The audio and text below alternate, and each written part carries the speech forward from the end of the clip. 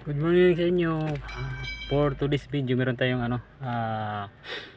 ginagawang for chip 1.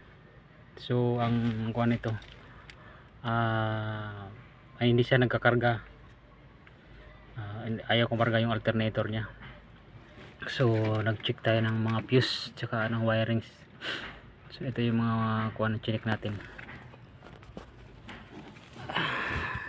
Yan.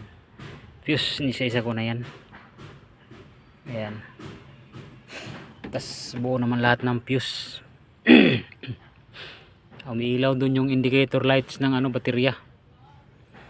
So ito dito kinalas natin to. So ang naging problema ito, naputol yung yung papunta sa alternator.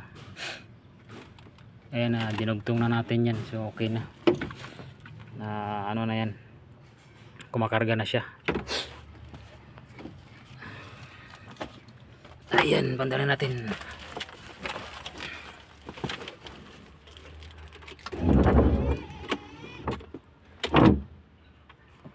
Ayan o.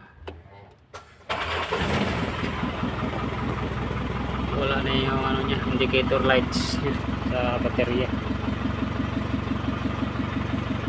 So, solve.